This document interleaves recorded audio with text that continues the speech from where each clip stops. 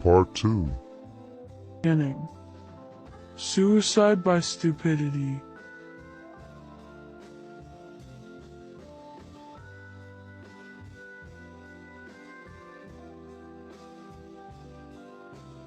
Now, it's going to start getting more interesting.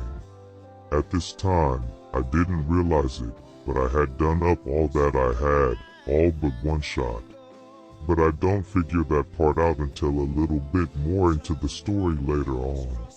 So, here I am doing up a shot. Little did I know it was my last.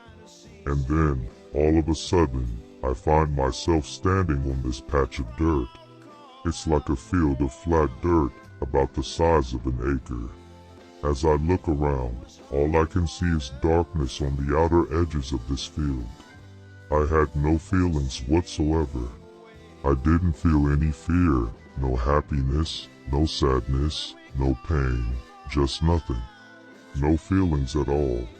So I'm looking around, and as I'm looking, I'm seeing in a far corner of the field that the ground is starting to break up. It looked like an earthquake kinda.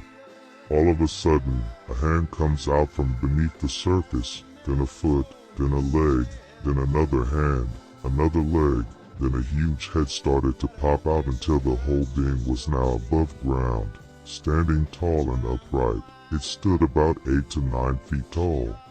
It had a big ass, head, long slinky, arms and fingers, same with the legs, long and slanky, really creepy in a way, and then again, it was kind of funny looking, I was thinking. The whole thing from top to bottom was black and red, like flowing lines as if the colors were alive. It was flowing as if it were like lava. I'm not sure of any better way to explain it. But that head was huge, I mean, gigantic. It was kind of cool looking, but still really creepy. It reminded me of the movie Pumpkinhead. Yeah, Pumpkinhead. It was not that great of a horror show, but yeah, I watched it.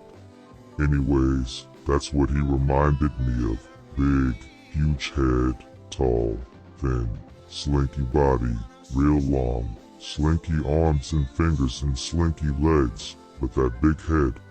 I'll never forget that big ass head. So right after he popped up from out of his hole and stood up, I yelled over at him that I had seen better costumes in the last few movies that I had watched. Why I said that, I'm not sure. I think it was the smartass in me that said it. It just came out of my mouth as if I had no control over it whatsoever.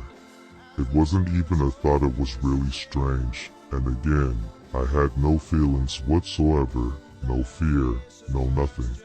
So after that being said, he started walking towards me, walking really weird slinky, like trying to be spooky or something, really theatrical like. I wanted to laugh, but I couldn't for some reason. Probably had something to do with me not having any feelings. Who knows? It's really strange, though. Another strange thing is that I knew it was the devil. I'm gonna let you know that I call him Lucy, short for Lucifer, in case someone out there needed to be told that. I'm sure most could have figured that one out, but you never know. The next thing I know, we're standing toe to toe. He's glaring down at me with those big, glazed eyes. I'm breaking my neck to look up at him.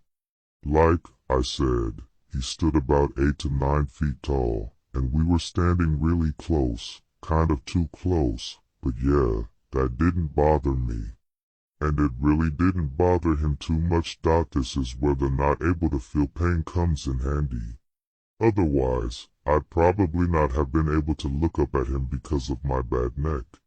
Still, no feelings whatsoever. I show no fear, I had no fear, nada, nothing. He's kind of looking at me really strange. And as I'm looking up, staring into those big, glaring eyes, without blinking once, I start to say these words to him. I know that I belong in hell. I don't have a problem with that. I've known I belonged in hell for quite a while now. I've been content with going to hell for quite some years now. It's not a problem for me, but I belong to God.